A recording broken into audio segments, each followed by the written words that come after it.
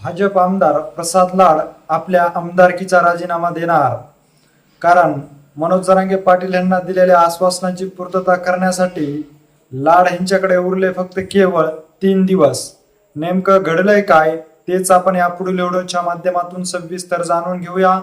तर नमस्कार मंडळी, 16 मे रोजी आंतरवाली सराटी ह्या ठिकाणी मनोज जरांगे पाटील यांनी पत्रकार परिषद घेऊन विविध मागण्यावर आपण 30 मे रोजी आमरण उपोषण करणार असल्याचा इशारा राज्य सरकारला दिल्याचा आपण पाहिलेला आहे. राज्य सरकारला मनोज जरांगे पाटील यांनी 29 मे रोजीचा अल्टिमेटम दिला होता. त्यानंतर थेट मनोज जरांगे पाटील यांना भेटण्यासाठी भाजपचे आमदार प्रसाद लाड हे थेट आंतरवाली सराटी ह्या ठिकाणी आल्याचं आपण पाहिलेलं आहे. ज्यावेळेस प्रसाद लाड आंतरवाली सराटी ह्या ठिकाणी आले होते त्यावेळेस मनोज जरांगे पाटील यांनी आपल्या 10 मागण्या ज्या राज्य सरकारपुढे ठेवल्या होत्या, या मागण्याची पूर्तता जी आहे ती आपण थेट राज्याचे मुख्यमंत्री असलेले देवेंद्र फडणवीस यांच्या मार्फत करू असं आश्वासन प्रसाद लाड यांनी मनोज जरांगे पाटील यांना दिल्याचं आपण पाहिलेलं आहे. मनोज जरांगे पाटील यांची भेट प्रसाद लाड यांनी 22 मे रोजी घेतली होती आणि त्यानंतर 28 मे पर्यंत आपण सर्व मागण्याची पूर्तता राज्य सरकारकडून करून घेऊ असं आश्वासन प्रसाद लाड यांनी मनोज जरांगे पाटील यांना दिलं होतं.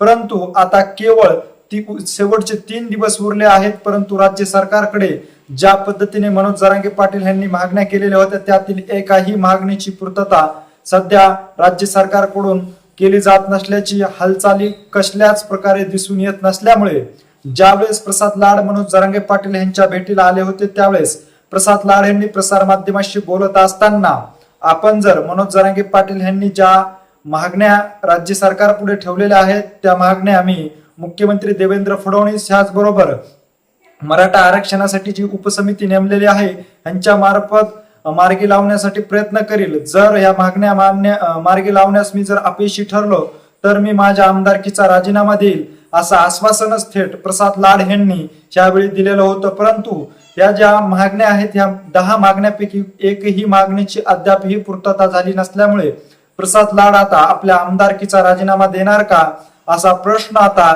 सर्वसामान्य नागरिकातून उपस्थित केला जात आहे. तर दुसरीकडे प्रसाद लाड यांनी मनोज जरांगे पाटील यांची भेट घेतल्यानंतर प्रसाद लाड यांच्यावर प्राचार्य लक्ष्मण हाके यांनी चांगलाच हल्लाबोल केल्याचं देखील आपण पाहिलेलं आहे. जे आमदार प्रसाद लाड आहेत त्यांनी हॉटेल चालवण्याचाच व्यवसाय करावा, त्यांना ओबीसीचं आरक्षण घालायचं आहे का, अशा पद्धतीची जाहीर टीका जी आहे ती लक्ष्मण हाके यांनी प्रसाद लाड यांच्यावर केल्याचं आपण पाहिलेलं आहे. तर दुसरीकडे आता राज्य सरकार जे आहे ते ओबीसीचं संपूर्ण आरक्षण जे आहे ते संपवण्याच्या तयारीत असल्याचा हल्लाबोल देखील लक्ष्मण हाके यांच्याकडून करण्यात आलेला आहे. राज्य सरकार जे आहे ते झुंडशाही पद्धतीने मनोज जरांगे पाटील उपोषण आंदोलन करतात आणि त्याला झुकवण्याचं काम राज्य सरकार करतंय आणि त्यामुळे खूप मोठा असा तोटा ओबीसी समाजाला झाला असल्याचं देखील लक्ष्मण हाके यांनी वेळोवेळी बोलताना सांगितलेलं आहे. त्यातच मनोज जरांगे पाटील यांची प्रसाद लाड यांनी भेट घेतल्यामुळे सध्या लक्ष्मण हाके यांच्या टार्गेटवर प्रसाद लाड असल्याचं देखील पाहण्यास मिळत आहे. याचबरोबर ओबीसी समाज देखील आक्रमक होत असल्यामुळे आता प्रसाद लाड ज्या पद्धतीने मनोज जरांगे पाटील यांना भेटून त्यांच्या मागणीची पूर्तता करण्यासाठी राज्याचे उपमुख्यमंत्री देवेंद्र फडणवीस यांच्याशी चर्चा करतील त्यावेळेस नक्कीच मुख्यमंत्री देवेंद्र फडणवीस देखील विचार केल्याशिवाय राहणार नाही. कारण जर पाहिलं तर भाजप जे आहे ते प्रत्येक निवडणूक असेल, अगदी स्थानिक स्वराज्याची निवडणूक असू द्या, विधानसभेची निवडणूक असू द्या किंवा लोकसभेची निवडणूक असू द्या, त्यांच्यात जी वोट बँकिंग आहे ती ओबीसी वोट बँकिंग असल्याचं वेळोवेळी भाजपने स्पष्टपणे जाहीर केलेलं आहे. भाजप हा ओबीसीची वोट बँक असल्याचं अनेक वेळा त्यांनी जाहीरपणे सांगितलेलं आहे. त्यामुळे आता ओबीसीला नाराज करून मराठा समाजाच्या ह्या जी 10 मागण्या आहेत त्या राज्याचे उपमुख्यमंत्री असलेले देवेंद्र फडणवीस प्रसाद लाड यांच्या माध्यमातून कशा पद्धतीने सोडवतील का असा देखील प्रश्न आता या निमित्ताने उपस्थित केला जात आहे. तर दुसरीकडे प्रसाद लाड यांनी जरी मनोज जरांगे पाटील यांची भेट घेतली असली तरी मात्र या विषयावर राज्याचे मुख्यमंत्री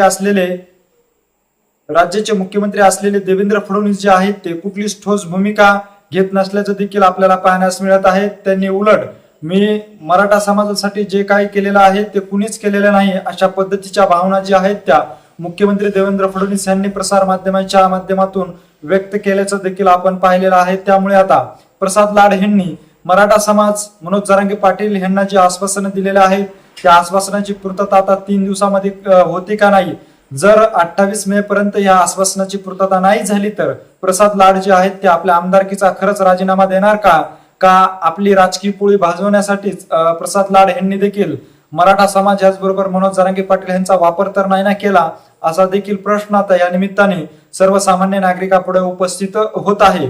मनोज जरांगे पाटील यांनी ज्या 10 मागण्या आहेत त्या 10 मागण्यापैकी प्रमुख मागणी जर पाहिली तर हैदराबाद गॅजेट लागू करण्यात यावं, सातारा गॅजेट लागू करण्यात यावं आणि जे कुणबी प्रमाणपत्र वाटपाचा कार्यक्रम सुरू होता तो कार्यक्रम राज्याचे मुख्यमंत्री देवेंद्र फडणवीस यांच्या सांगण्यावरूनच बंद करण्यात आले असल्याचं देखील मनोज जरांगे पाटील यांनी या पत्रकार परिषदेच्या माध्यमातून सांगितलेलं आहे.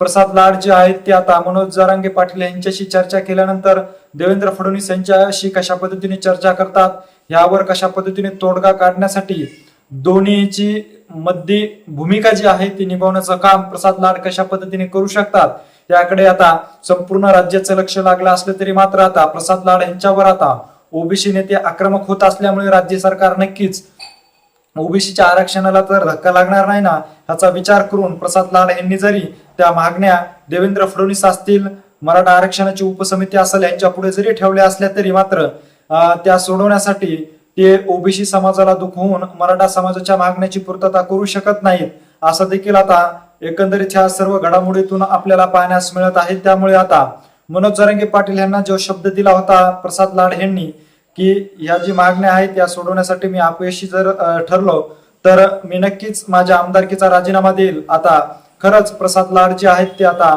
एकतर ह्या मागण्याची पूर्तता करू शकतात का आपल्या आमदारकीचा राजीनामा जो आहे तो समाजाच्या प्रश्नासाठी देतात, याकडे आता संपूर्ण राज्याचंच लक्ष लागलेलं आहे. त्यामुळे आता प्रसाद लाड जे आहेत त्या या हालचालीकडे कशा पद्धतीने लक्ष देतात, मनोज जरांगे पाटील सह त्यांच्या सर्व टीमचं तसंच मराठा समाजाचं जे लक्ष आहे ते प्रसाद लाड यांच्या भूमिकेकडे लागलेलं आहे. प्रसाद लाड यांनी अंतरवाली सराटी या ठिकाणी येऊन मनोज जरांगे पाटील यांची 2 तास चर्चा करून यावर तोडगा काढण्याचं आश्वासन दिलं होतं. जातीसाठी माती खाणारा मी माणूस असल्याचं प्रसाद लाड यांनी बोलताना देखील व्यक्त केलेलं आहे. आता जातीसाठी माती कशा पद्धतीने खातात ह्याकडे देखील आता प्रसाद लाड यांच्या भूमिकेकडे सर्वांचंच लक्ष लागलेलं आहे. प्रसाद लाड यांनी मनोज जरांगे पाटील यांच्या मागण्याची पूर्तता जर देवेंद्र फडणवीस यांच्या मार्फत केली तर मराठा आरक्षणाच्या मागणीतील किंग मेकर म्हणून प्रसाद लाड नक्कीच पुढे येऊ शकतात, हे देखील तितकंच महत्वाचं ठरू शकतंय. प्रसाद लाड यांनी जर देवेंद्र फडणवीस यांच्याकडून या मागणीची पूर्तता करून घेतली तर नेहमीच मराठा वोट बँकेकडे नेहमीच शिंदे गटाने पाहिलेलं आहे. त्यामुळे एकनाथ शिंदे जे आहेत ते याकडे कशा पद्धतीने पाहतात, एकनाथ शिंदे देखील मराठा आरक्षणाच्या या प्रश्नावर कशा पद्धतीने भूमिका मांडतात आणि श्रेय घेण्याचं काम कशा पद्धतीने करतात याकडे देखील सर्वांचंच लक्ष लागलेलं आहे. त्यामुळे आता एकंदरीत ह्या सर्व घडामोडीविषयी नेमकं तुम्हाला काय वाटतं हे आम्हाला आमच्या कमेंट बॉक्समध्ये नक्की कळवा. अशीच माहिती जर तुम्हाला वेळोवेळी जाणून घ्यायची असेल आणि तुम्ही अजूनही आमच्या चॅनलला जर सबस्क्राईब केलं नसेल तर नक्की सबस्क्राईब करा. धन्यवाद.